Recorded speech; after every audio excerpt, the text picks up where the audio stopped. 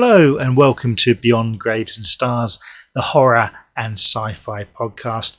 We look at all kinds of horror and sci-fi movies, but I like to delve into the lower budget sequels, straight to video stuff, more out there.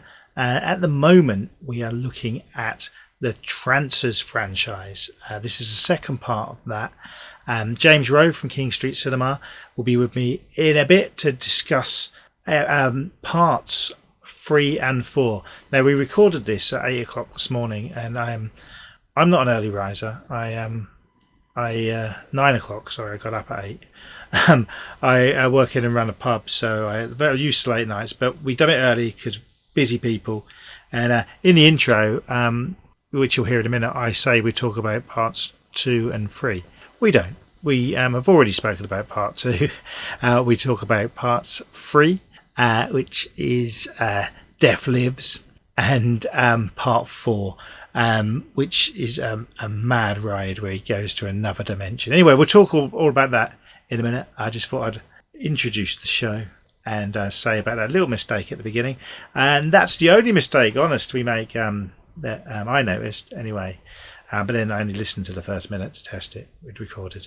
So anyway, thanks for coming back. I hope you enjoy the podcast. Do watch the movies. There'll be spoilers, but you know they're silly films, so it doesn't really matter. But I just want to warn you that there are spoilers, and we're sort of interweaving this with episodes on each of the Phantasm movies. So very soon, Adam will be back on the next episode. We'll be talking about Phantasm 3. That's definitely Phantasm 3. I've got that right.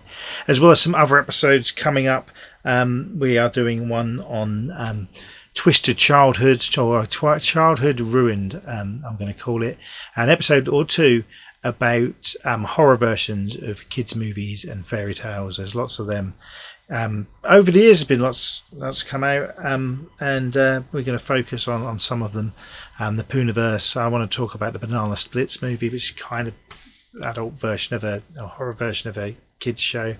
As you do that, and last year there was a prequel to Rosemary's Baby released. I've not seen this, but I've got a couple of mates coming on who have seen that and fans of the original, and I'm going to watch it with them, and then we're going to talk about those. Loads of other stuff. Find us on Instagram. At the end, I'll tell you where you can find us all. So going to get straight to it now. Have a conversation with James Rowe about Trancers parts 3 and 4.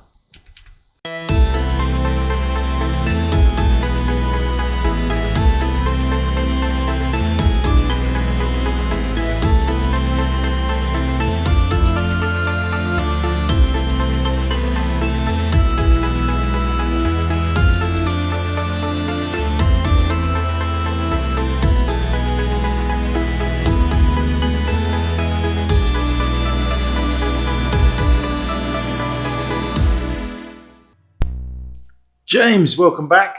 Hi. You excited? Yeah. Yeah. Trancers, this is our second episode. Yeah. And we're going to be discussing the second and third movie. If you haven't already, go back, and we've done an episode a month or so ago on the first two movies. Yeah. The first one has just been re-released on through 101 Films on Blu-ray. That's right. Yeah. And it's also it's on streaming. You can get hold of it quite easily. I think it's on some free, and you can pay to rent it. Second one did have a release for 88 Films. Might be able to pick up an old copy of that. Same with that. It might even be on Plex for free, because the fourth one is that we're talking about here, and I know some of the others are as well. You can find these films. Most people don't seem to have heard of them, but you can find them. I really enjoyed the podcast on the first two. That was good, wasn't it? Yeah, and our history with them is you'd only seen the first one, yeah? Yeah. Rented it as a kid, is that right? No, I think probably maybe like teenager or early 20s, I probably saw it for the first time. I don't remember seeing it. I remember seeing it at the video shop. It was there, but I don't remember seeing it as a kid. Okay. I don't think. If I said that and the other one, that's wrong. I definitely didn't see it as a kid. Okay. I'm pretty sure I said in my early 20s. I feel like you probably did. But to me, anyone under 30 is a kid now. I've got that stage in my life. It was a long time ago. Yeah. We're talking over 20 years, plus 20 years. Yeah. We're both early 40s, aren't we? Yes. So I'm sort of sticking with early 40s till I turn 45. Well, that would be correct. Yeah. And and you hadn't seen any of the others. I had seen the second and third movie only once. So with this one, you're new to 3 and 4. Yeah. And I am new to part 4. And I admit I didn't remember much of part 3. So it was like a first time watch. Who knows? Maybe I'd had a drink when I watched it the first time. Maybe. But yeah, part 3, I'm just going to read a quick synopsis because it's easier than us rambling, then we can just talk about the film. A time-travelling cop, Jack Deth, from the future is taken back to the past to be given the task of destroying the Trancer program before it has a chance to get out of control. I just hit a button, losing the synopsis there. Okay, sending the world into a state of chaos and war. Yeah, so that is pretty much it. I mean, that is exactly the plot. Jack goes back to when Trancers begin to stop Trancers happening, full stop, which is a great premise. Yeah. I think for a third in the franchise, it makes complete sense. In fact, would make a good just trilogy and you could stop there would be perfect. You know, going right back to the source, right back to the problem, you know, the beginning of the problem, solving it, so the Trancers never happen, full stop. Need no more for another movie. Yeah. Perfect. Of course, that didn't happen. But I believe this was the last cinematic release, was it? Or, oh, no, it was direct-to-video. It was direct-to-video. I thought that because when we spoke about the second one, I'm sure we mentioned it was made for video. Because Empire Film had come to an end, this was Full Moon, who made straight video. But then when I was doing research for these, the little research I do, all over the fourth one was in brackets like straight to video was everywhere, but it didn't say that for the third one. True. So, but the third one, from what I can see, direct to video is... Maybe it wasn't intended to be. Maybe not. I mean, it's shot still, though... TV looking very televisual for the most part. It does have moments where you go, oh yeah, you could have seen this at the cinema, sort of thing. You know, it's not awfully shot, you know, and it's got a lot of.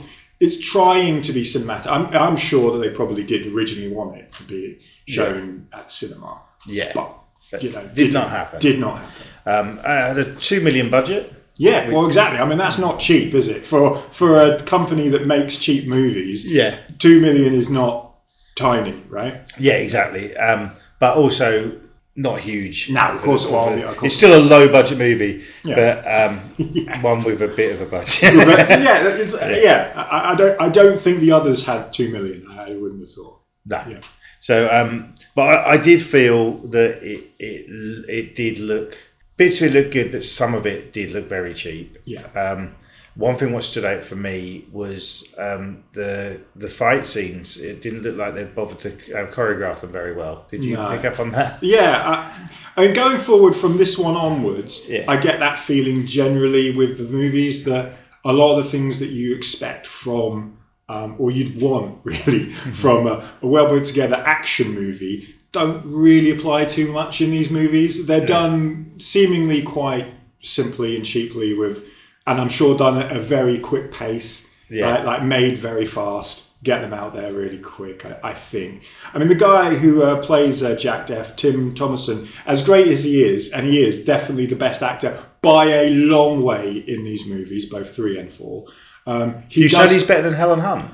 Oh, well, Helen Hunt is hardly in. Okay, so Helen Hunt, who was into, 1 and 2, obviously very prominent in 1, mostly in 2, but not so much. In this one, she's in 2 scenes, right? So it's not really an important role. Though, I mean, it's good. It's nice to see her. And yeah, you're right. She's obviously the best actor in the franchise. But just speaking of the leads, I just had to say that's fair enough. No, you're completely right to do so because I had, I had forgotten that for a second, but yeah, he doesn't seem like he's bothering too much, to be perfectly honest, like he did in the earlier ones. He does come across as being like, I'm just doing it because it's easy to do and it's a bit of fun. I get a bit of cash, kind of thing. And that's the feeling I get anyway from these movies. I mean, the character's quite a laid back guy anyway. Yeah, but he's even more so. Yeah, and he's also looking a bit tired, a bit worn out, a bit kind of like maybe I'm a little past this already, kind of thing. But there's a fun fact about that. they bring in the character of Shark, Yes. the psychic, who looks like... I called him Fishman in my notes before he had a name. Okay. I said, and then a Fishman turns up and kidnaps Jack. But he looks like a sort of villain or extra from Power Rangers, doesn't he? Or the Great guy that you mentioned Power Rangers, because it was the first thing I thought of when the look of the film in general is very Power Rangers-y. Yeah. He was brought in to become a sidekick for Deth, so that he could do less of the action because of makes sense completely. Thomason's age and abilities. Really, he doesn't look any older than in the other ones, but he looked old in the other ones.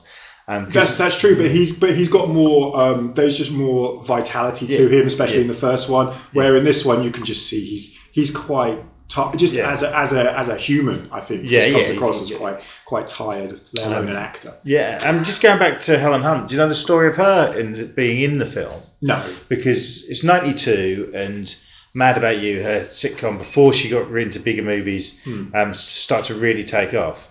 And they didn't approach her. They just assumed she didn't want to be in it or couldn't be in it for scheduling reasons. And she was still friends with a lot of the cast and crew and basically said, no, I want to be in it. I'll do what I can. So they wrote her back into the film, but in a small role.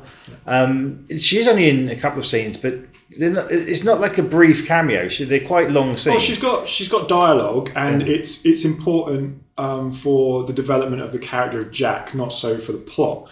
But a lot of what goes on, because we got to remember that these films, as B-movie as they are, the ideas in them are quite big. Yeah. Right, they're very big ideas. There's big sci-fi kind of stuff, and there's quite a few characters as well. Especially with your franchise, we've still got a lot of Helen Hunt's character from the original film. We find out that other people are either dead or which makes sense. If people can't come back to for the movies and stuff, but they've thrown in some people from the older movies too, like a doctor.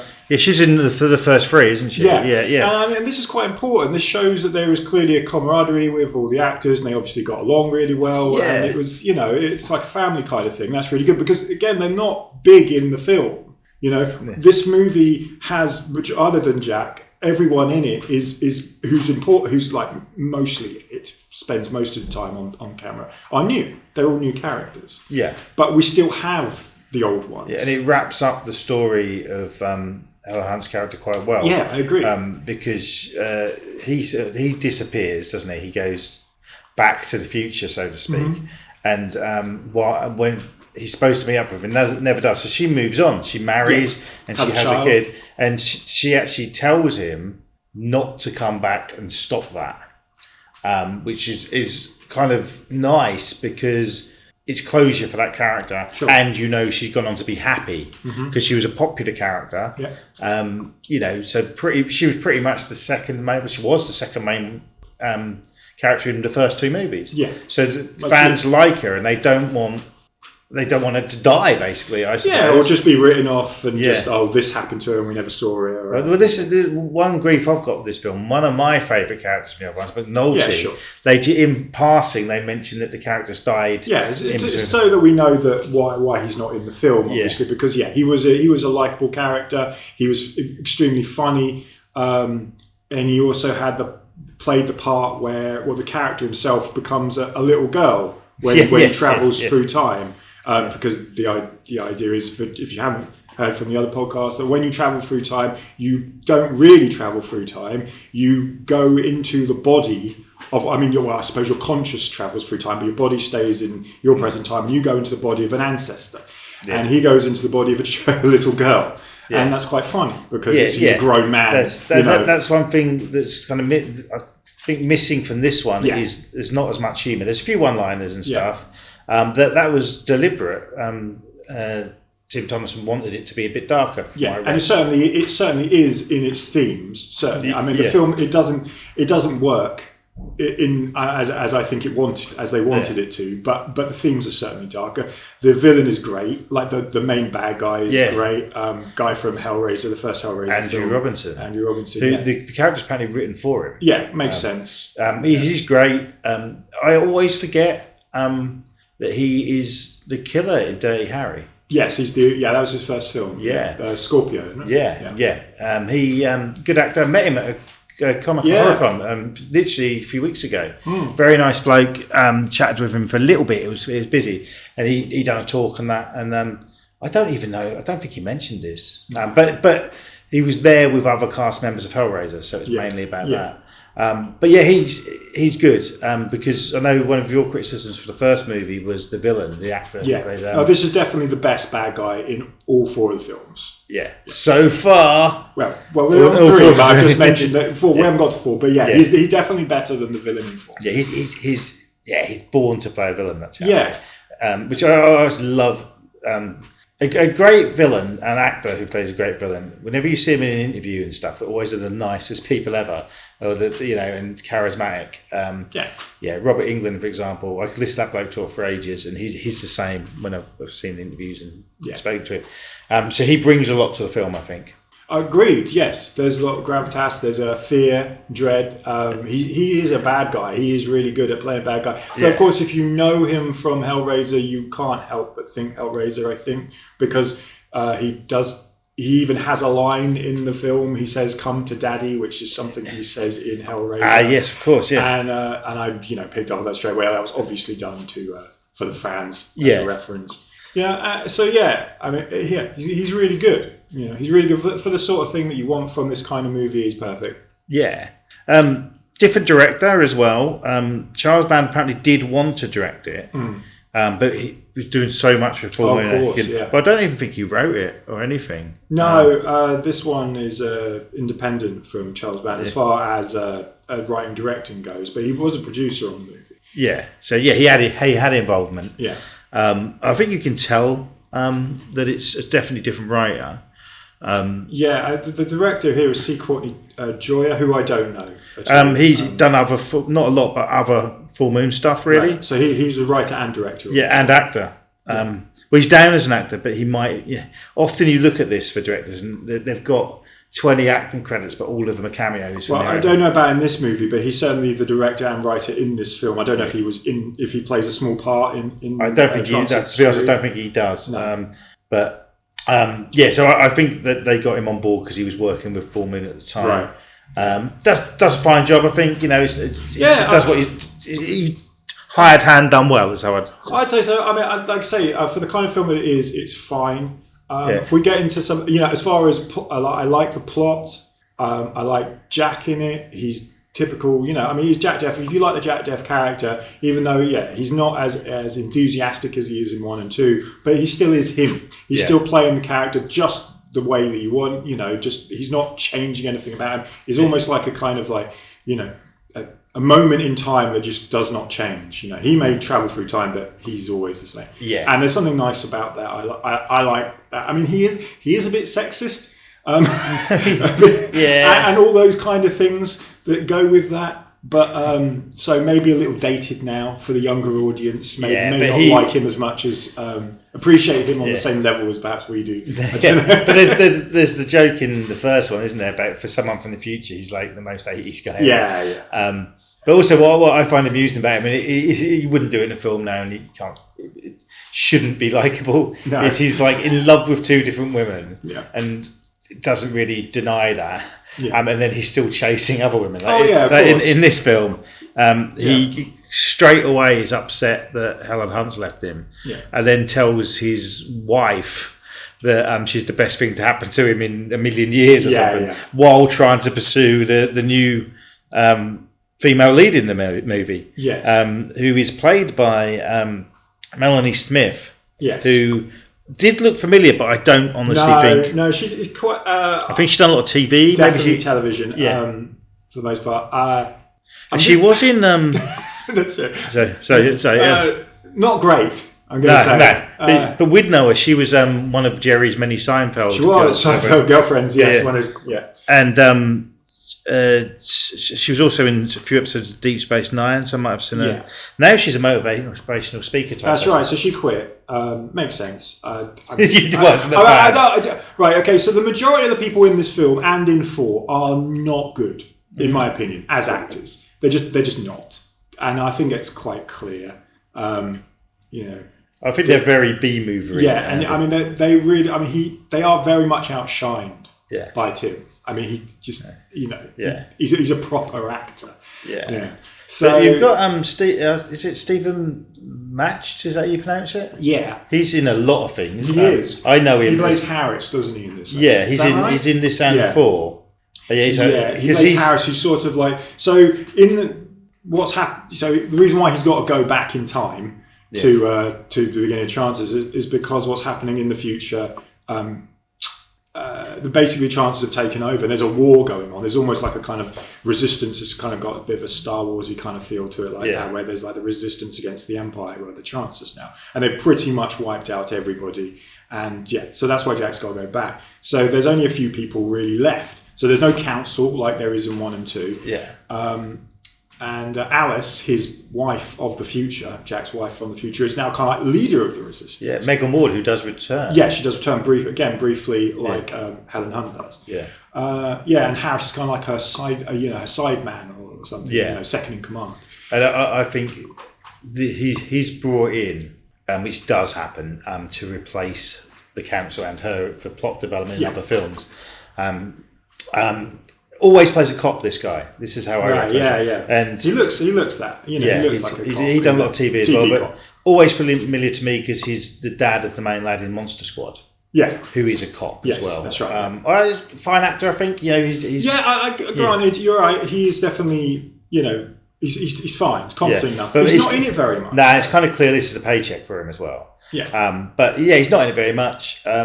There's so many things in this movie, and more so in the next one, where you can see it's for budget reasons. And I think bringing him in works, so that they can just bring that one actor back. We mentioned the actress who played the Doctor, Velma Hopkins, isn't it? This is the last one she's in, I believe. That's right. Yeah. But it's good to have, there's. Yeah, she's got a scene, which is like I say, is good. I mentioned before, it's nice to have these characters, even if they're not in the film, for plot purposes. They're there to usher in the next lot. Like with Helen Hunt, they clearly all got on and wanted to come back. And for these movies, they weren't. I know there's a series of them, but they weren't hugely profitable. They were fan favourites, cult films. Yeah. I think that's great. I have noticed in America recently that Helen Hunt does a lot of the cons. Right. Obviously, Mad About You is big, but she's an Oscar winner for Good as It Gets. Yeah. And Twister, obviously, was a big film. Yeah. She's done a lot of stuff, but I bet you there's so many fans of these movies go to meet her. I'm sure there are. It's that sort of absolutely, film. Especially the first one. I'm sure that she's. There are a lot of people that know her probably originally, because remember, Trancers comes out in '84. It is her first real role, as a sort of supporting lead, as it were. Yeah. But I think coming from these sort of films, I bet it makes her appreciate the fan base more than a lot of actors who maybe got big quick. Maybe, yeah. I mean, a lot of this is not true, of course, for everybody, but I think of her generation, especially, there are a lot of actors that did start out in a kind of B movie, making a B movie or two. A lot of them, I think, probably don't like it maybe so much. Yeah. They like to pretend that they weren't in those movies. Like, I don't think Tom Hanks likes talking about him being in that horror movie he was in 1980. No, and Demi Moore and Parasite and things like that. Yeah. But with this, because they all got on and it seems like they had fun, I think that's why she appreciates it. Yeah. Because the others might not have had great experiences making these movies. Exactly. And the feedback for this, especially the first one, it got good reviews and people liked it. Whereas a lot of cheap films came out and they got slated. And I think even though it was the first thing a lot of these actors are in, possibly they felt it did hold them back for a while because they were in them. Yeah, maybe. Yeah. I mean, I've never heard anything negative other than obviously the money sort of drying up and them going into solvency and stuff. But with Empire Pictures, I've never heard any bad stories like of actors being abused or anything like that. Yeah. I mean, from my little knowledge on it, that people for the most part enjoy their experience making these movies, Empire and Full Moon. So I can't see why you'd want to, why you'd feel like I don't want to be remembered for that. On the Blu-ray releases for a lot of them, there's like this little video magazine, which I don't know what it was on. Maybe it was on the videos when they came out. And there's always cast members presenting it, and then interviewing other cast members and stuff. And it just feels like they all just liked what they were doing and having fun, which I think shows in the films. Yeah, if I'm honest. I think so. For most of them, yeah. Yeah, definitely. So is it this one with the bar fight? Yeah. So when Jack goes back to the future, 2005. 2005. So when this comes out in '92, so it's their idea of 2005, which is basically Hollywood in the early '90s. Yeah, with '80s rock music. Exactly. And strippers. So the Trancers are people that are Trancers have become Trancers because they've been injected with a sort of a drug. Ultimately, it is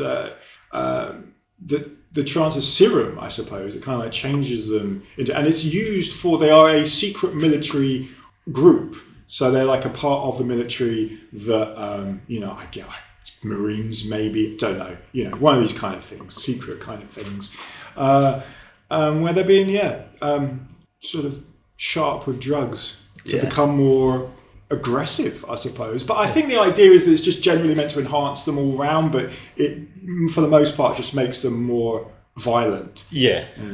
Because Melanie Smith's character. Yeah, RJ. Yeah, that's it. She was one of them and escaped. So she's sort of one that's sort of like not into it. Yeah, because they get a lot of people on board because they think it will enhance them, which it does, but they can't control it. Ultimately, you can't control it. Like in the future, they sort of just become these zombies, right? And they can't really control themselves. And that's why the villain, our main villain, who's got the craziest bad guy name in the world. His name is Colonel Daddy Mother. Yeah. So there you go. What a name. Yeah, it's great. See, there's a bit of comedy in it. There's a bit. But another thing I like about this movie is it adds to the. It gives you backstory, which there isn't much of or any really in the first. Yeah. What's happened? It adds to it, but it doesn't ruin it. Like the famous one for me, and they kind of ignore it. Highlander 2 ruins it all. Sure. With this, I think it adds to it. I don't think it takes anything away from it. I think the plot and the story, the ideas here are good. They're solid. Yeah. It's just the execution is not so great. But yeah, I agree. I was very happy with this as a part of the series. I do prefer this as a story than I do to 2. A lot of people, there's a lot online about it, but a lot of the feedback I read was people prefer this to the second one. I don't think it's as a well-made film, and the second one isn't as well-made as the first one. But I think I prefer it. I if you look on my Letterboxd, Andy Martin 81, I've given all 4 of these probably 2 higher reviews than I should have done, but I enjoy them, and but I gave them both the same rating. Yeah. But on a 5 scale, you can have a film the same rating. It's a lot better than the other one, I think. Yeah, I got a lot like that. I give a lot of movies a 3, and they're not all the same. I don't feel about them all equally. But I appreciate them enough that they get a middle sort of score. Yeah. It's like, I'll be honest, I went last night to see the latest Mission Impossible movie, which was a spectacle, really well made. And I actually really enjoyed it. And I gave that 4 star. Mm-hmm. Now, I've also given Police Academy 3 a 4 star. Yeah. And, there's no way that Mission Impossible is as good as Police Academy 3. That's very true. You saw exactly where I was going with that. But as a fan of B movies, the quality in these films, in a way, have dropped, but they're still enjoyable. Sure, absolutely. And when it finished, I was looking forward to the 4th one, which I was a bit worried that I wouldn't be. I think I feel the same. I was thinking this wraps up the story quite nicely. Yeah. But of course, so we could get to the end and ultimately kills the bad guy, stops Trancers from happening. I did think it wrapped up quite quickly. Yeah, very quickly. And then when he gets back to the future, as it were, there's a new council. who's made up ultimately of the resistance. So his ex-wife Alice, Harris, and Rufy, the doctor, and they just tell him, right, you're so good at going through time and stopping things from happening. That's what we're going to have you do for the rest of your life, basically. And there's nothing you can do about it. Yeah. And he's like, shucks. Yeah. And then his sidekick will be Shark. Yeah. So he gets Shark to be his partner, and they're going to go through time stopping bad things from happening. Yeah. And that's that. And that's where it ends. That's where I assume they wanted it to go, as in these two people going through time, or person and monster going through time. He's an android. Shark is an. I mean, at first I was like, that's got to be an alien, right? Yeah. Because he looks like an alien, but apparently an android. Android with an alien mask. Yeah. Who was Leatherface in Chainsaw 3. Yeah. The actor. Yeah. And it doesn't quite go that way, but we'll talk about the fourth one in a minute. But there's a few faults, I'd say, as well. There's no comedy with body swapping in this. No. They actually use a time machine in this, don't they? They do. So the old way of going through time doesn't. I think I don't think they mention it in this one, but I think they might have mentioned it in 2 why they couldn't do it anymore. Yeah. I might be wrong about that, but I've got like a inkling memory of something happening that meant that they couldn't do that. Yeah. There's no time watch like in the other movies. He hasn't got the gadgets like he did in the first. And the ball player isn't in it, is it? That's right. They mention him. They mention him. Yeah, he's made even more money now. He owns like some. I think some. I can't remember, some sports team or something. Because in the first movie, he's an ex-ball player who's homeless. Yeah. In the second one, he's made loads of money. Traded trucks, hasn't he got a fleet of trucks? Yeah, and he's an alcoholic who likes collecting cars, isn't it, or something? Yeah, he likes old cars, like Jack. But I like that they mention him, and he's the daughter of Helen Hunt's character is going to play ball with him. Yeah. So there's a lot of nods. I'm not happy about how they killed off McNulty. That's the fault. Because I suppose in this sort of it's time travel. So even though they've killed him off, he could still come into it. I'd have liked to have seen him back, but obviously they're restricting, and they're the budgets are low, so they've got to do what they can. Yeah. And it might have been the actor was either busy, didn't want to be in it, or they might not have had the budget to get another bigger name, because he was a slightly bigger name, wasn't he? Yeah, he was. So overall, I enjoyed it. It's worth watching. It's really short. Again, I mean, all Trancers films are. It wasn't 75. I didn't even. But it had both this and the fourth one. There's a couple of minutes credits at the end and beginning. Yeah. So they're about 70 minutes. Yeah, really. I'd say so. They really are like chew up the time with those credits. Like, and they're very quick. With B&B movies, I think it might have been the fourth one. Just reading that the trailer. No, it is this one. The trailer is mostly made up of scenes that aren't in the film, different takes. Right. So I'm surprised they even done. Was looking at the fight scenes. I was surprised they'd done more than one take. But you can. Some people could look at these films and just slate them, especially the ones we're talking about today. But for what they are, I think they're great. Yeah, they're fine. They're fine. And I'll definitely rewatch again at some point. They're late night movies. They're short. Yeah. You can watch them with a beer. You can watch them with your friends. Yeah, if you wanted if someone else was interested in watching them, I wouldn't mind seeing them again. Yeah. But I think on a just individual level, I don't think I'd see it. Yeah, I definitely want to watch this one with a commentary. If I'd had time before, I would have done in preparation, but I didn't have time. I will say, going back to Mission Impossible, yesterday I watched the 2 new ones in the same day, because this new one's the second part, isn't it? I didn't realise that the first part is 165 minutes and the second part is 170 minutes. Right. And I did like them, but God, you could watch 4 Trancers films in one more than that. It's fun. Time, especially for B movies, is a short film is a better film, and it's not because I want them to end. It's just because there's only so much you can do, isn't there? Yeah, well, I think they put them together nicely like that.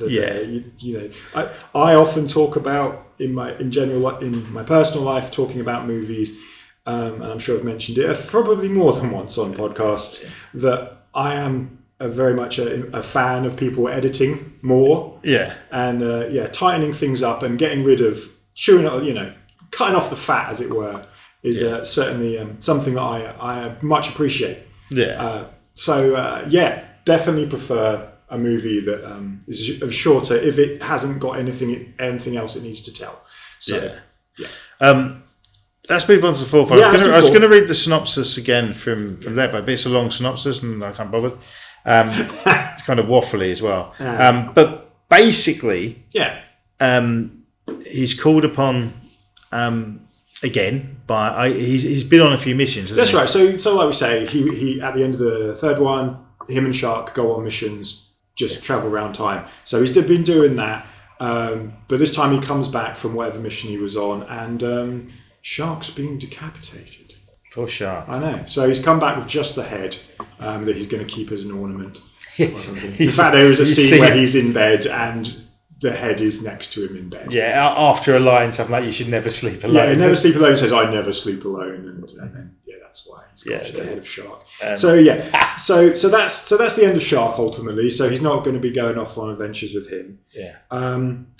So they send him off on a mission. And some sort of weird creature is inside the machine with him that messes up the machine and sends the machine and him, Jack, to a place that he has no idea where he's gone. It's completely out of time. It's out of time and out of space. Yeah. He's gone to another dimension. Yeah. To another world which looks like the medieval times. Yeah. It looks very Xena Warrior Princess. Yeah. Army of Darkness has to be mentioned. Yeah, absolutely. Which I'm assuming this is even lower budget. Yeah. But it's like they've tried something more higher concept. Yeah. So the company I know moved to Romania at this time to shoot in Romania, and the castles, I'm sure, that's what the locations are. They're in Romania. They look very grand and all that, but they're just basically castles that I'm sure have just been left behind and don't do anything, and they're completely fine to film there, and no one's bats an eyelid in Romania.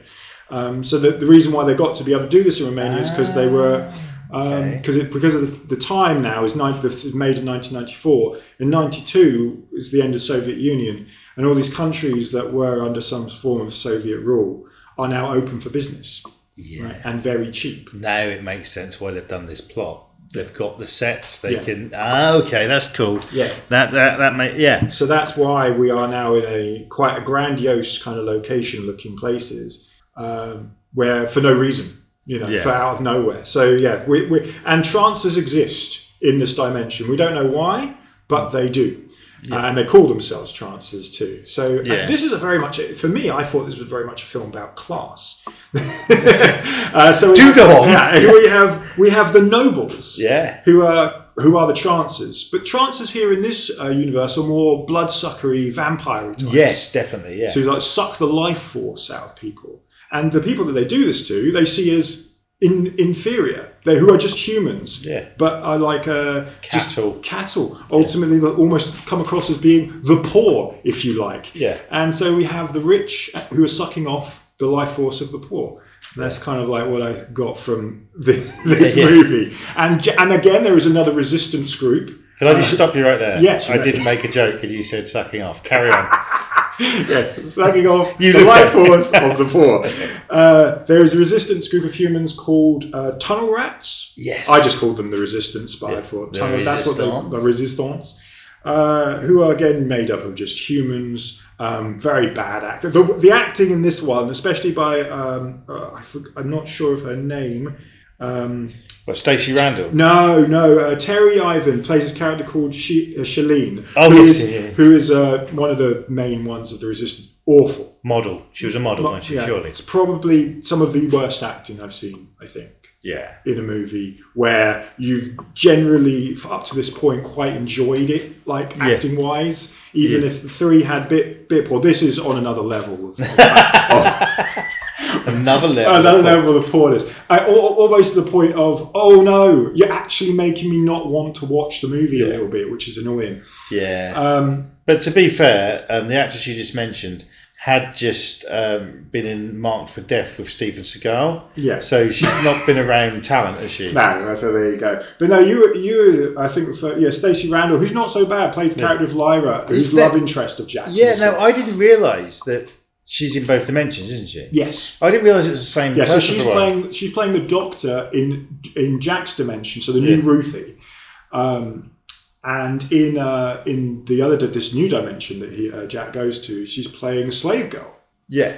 So So it took me a while to realise it was her. Yeah. Mainly because I'm stupid and she had different hairstyles. There we go. Some interesting facts. Ron Perlman auditioned for a role. Oh yeah, that would have been. He should have got it. Yeah, well, it's strange because he'd have been quite big then. Yeah, I mean, not like he'd had moments, didn't he, in the 80s and things. Oh, Beauty and the Beast. Beauty and the Beast, of course. I don't know. Maybe he asked for too much money. Yeah. It could simply be wasn't right for the role. Oh, cool. I can't believe it. And also, French Stewart was up for a role as well. No way. Well, I can believe that actually, because he probably would have been perfect. There was a guy in this film who I have not written his name down, sadly, but I'd recognised him from other things. The only other person. Lachlan Monroe. Who was Sebastian? Yes. Yeah. So he was in movies in the late 80s, late 90s, early 2000s. So this is a bit before I would have seen him. So he would have been in like Scary Movie and stuff like that. He was in Freddy vs. Jason. A lot of TV stuff. Another one who often plays a cop. Yes. Nice guy. Met him. Right. Comic-Con. Freddy vs. Jason talk. Yeah. Early role for him. Yeah, an early one. Yeah. He plays like an innocent peasant who betrays. He's one of the sort of one of the kind of people that he wants. He's a human. He's important in the film that he gives a lot of backstory to Jack about where the nobles, as they're called, the Trancers, where they've come from, because ultimately they're not. They come across as being alien, like they've come from another planet. Makes me think of Society in a way. Remember of course, right? Yeah. So it gives me that kind of vibe to it in a way, without obviously the awesome special effects and all that kind of stuff. Yeah, I mean, Society. So there's no one else in this movie you recognised, not the sort of main henchman to the villain. Did you not recognise that guy played by Mark Arnold?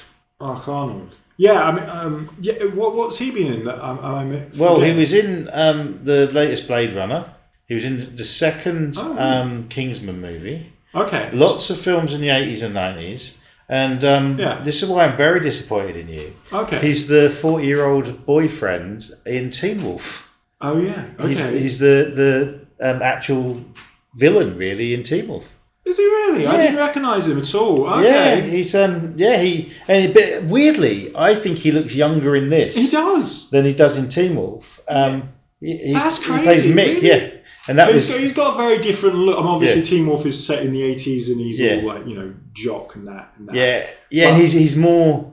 He's more Weasley. Weasley, that's the word. In this film. Yeah. So I didn't catch that. Okay. Now I always get him when he's older. I always get him confused with the actor who plays Reese in Karate Kid. Right. The big age difference between the two, but the look, and they usually play that villain. Yeah. He was recently in a film called Werewolf Santa, B-movie, and I thought it was old Reese, but it isn't. But I was surprised you didn't recognise it. But then, unlike me, you haven't seen Teen Wolf 1,000 times. Well, I've seen it enough times, but and didn't see it that long ago, in fact. But no, I didn't. Didn't catch that. Did you look at the credits? Because apparently Jake the Snake Roberts is in it. No, Jake the Snake Roberts, is he really? I read somewhere that he was. I think the scene might have been cut out. I'm assuming it was cut. Yeah. He's on the credits. Right, that's interesting. Because I remember I had read that he was meant to be in it. Yeah. But wasn't. I couldn't find. There's people talk about where he is in it. Right. And then there's someone screenshot a picture which clearly isn't him. It's someone else with a moustache. Yeah. No, I'm pretty sure I read that he was supposed to be in the movie but wasn't. So I'm guessing it was a deleted scene. Or they just put his name in because they'd already made the credits and hadn't done the scene. I don't know. Yeah. Hadn't filmed it and then thought, we're not filming it. We'll just leave his name. Sell the film. Yeah, maybe. I was disappointed though. All the way through, I was looking for him. Right. And that's probably why you should do things like looking at the cast after, I suppose. Right. But plot-wise, is pretty much him trying to get back and just keep fending for himself. Even less interested than he is in 3, which is amazing. But more one-liners. There's definitely more comedy in this film. Sure. Certainly. I mean, if the other movies are Terminator, this is Evil Dead. Well, it's Army of Darkness. Yeah. I mean, completely. So, Yeah. Even though, I mean, they'll probably deny that because it's very close to the movie. You know, it's only a year later. Yeah. So, I mean, we wrote the script 10 years before I was born. And so maybe they didn't. Maybe it's just... It could just be coincidence because of the sets and where they filmed it. Yeah, exactly. Maybe. But I like it. It's a tonal shift from the third. Yeah. I just wish they could get the balance of the darkness of the third one with the comedy of this. Yeah. I don't know. I found this one not difficult to get through because, again, it's very short and it's moving along at a fine pace, but it was quite predictable. And by this point, I like that they're doing something a little different with it, right? Yeah. I didn't mind that, but I just thought that most of the people in it just weren't very good. Yeah. And so that's just like and like I say, I was almost like out of the film at points because the acting was... It did, as I said earlier, it felt to me like an episode of Xena. Yeah. And I never really liked Xena. No, that's all right, isn't it? That's good when Bruce Campbell pops up. Yeah. But, yeah, definitely, I mean, I did still enjoy it, but it's the weakest one. Certainly. And it's let down by performances. Yeah, and the bad guy, the villain, is not good. No, well, I remember the psychic guy more than the main villain. Yeah. Which is never good. No. The effects were okay. We didn't really mention the effects in the third one were pretty good for the budget. Oh, yeah, absolutely. For the budget, I mean, they look fine. There's a weird sex scene in the third one where the woman's neck all goes a bit, which looks like it's computer effects. Right, yeah. But yeah, the effects and gore in the third one are good. In this, they're okay. Yeah. The fight scenes, again, don't look like they've been choreographed very well. No. But it's campy. Very campy. And Jack Deth has gone more Bruce Campbell as well. That's why another comparison for me. Yeah. Because there's more one-liners and there's more I don't care. Everyone's really hamming it up in this. Yeah. I mean, they're doing I don't know why they've decided that because it's medieval looking theme, because obviously we're not in medieval era, we're in a completely different dimension. Yeah. But they've decided that, we've got to do silly English accents. One thing what bugged me is they never say don't, it's always do not. Yeah. And I'm like, is that the only way you can make it sound old fashioned? Yeah. That's what I mean. It's things like that where you go, this is just really cheap. Like, I mean, and it doesn't need to be. And I'm guessing it is for I'm sure that they're thinking, this is funny. Like, American audience will find this funny that they speak this way, and for us it's just like I get an impression that there might have been at the time a bit of negative feedback that the third one wasn't light-hearted enough, so they've gone further with this but too far. Sure. I am disappointed, and I think it's for plot reasons that they got rid of Shark, because they just couldn't have that character in that time. He'd stick out. So there'd be a lot of maybe they could, it would be even stupider if he's there with a fake beard and hat on and stuff, and I one thing I get is I'm disappointed. I was looking forward to seeing these characters go on together. Sure. And in this, it doesn't happen. Yeah. This ends on another cliffhanger. Yeah, completely. Like there we are on the edge of a cliff. Yeah. Ultimately, for the story to continue. Yeah, and they filmed at the same time as the fifth one. Yeah. So critics I've read they're the same film. We will be doing it. We will do 5. 5 and 6, and that's it, isn't it? That is it. Yeah, I think so. Yeah. And 6, I don't think has Tim Thompson in it. I think he might have a cameo. I'm guessing that the character in it is a female lead. Right. He's in that body. Right. Is my guess. That might be good. So anything else you want to say about this one? Just very briefly, go to the humour, because there's no real gadgets in the second one. There is the watch. In fourth one, he does have his things, but they don't work because he's in a different dimension. So they work, but they don't work right. And the thing so we have an actual really funny moment where call back to the first 2 films where he does the time watch, which is meant to slow everything else down. But he moves at his, at a pace that's normal. But no, because we're in another dimension, everyone's normal, and he's the one that's moving very, very slowly. Yeah, that did make me laugh. It is funny. And his performance is good. Yeah, it's like, there we go. See, we got some proper. And there's no effect. He's just him. Yeah, I like that bit. And they're like, what's going on? Yeah. What is he doing? And I will say, as I said actually with the second one, if I remember, that felt like a pilot for a TV series. Yeah. And I think these sequels have that feel Yes. of an ongoing TV show. Absolutely, yes. They do this at this point, we are very much in TV territory. Yeah. And I will mention that the director of this movie, I don't know if he's done any David Nutter. Yeah, renowned for TV, X-Files, Game of Thrones, Yeah.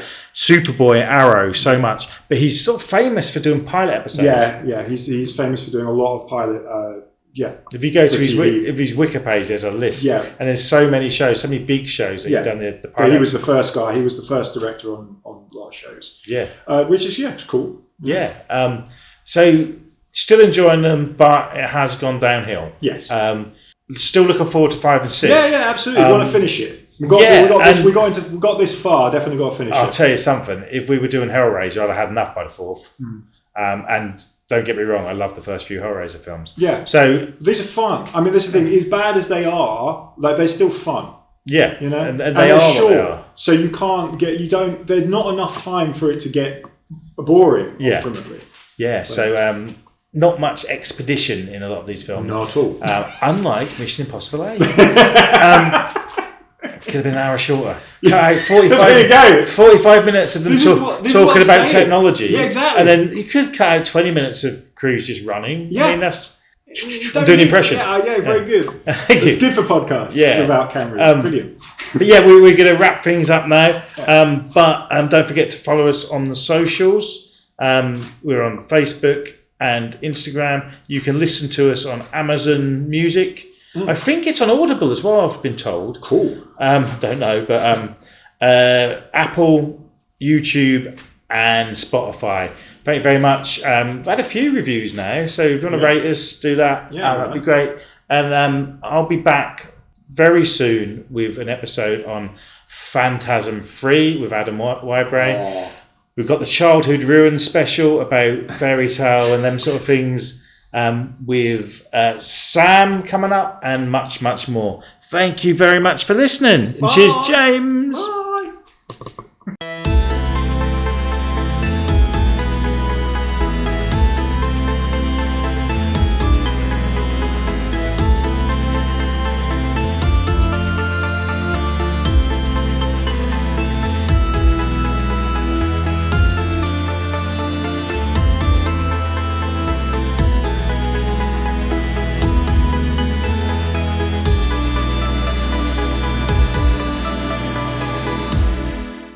Hello, do you like horror films, sci-fi films, the weirder ones, the mad sequels, low budget, straight to video trash, as well as bigger budget? I am just talking utter crap. Utter crap. Script stuff, Andy, you fucking idiot. Well, you can't even press stop on a recorder there. So, yeah, I should go to bed.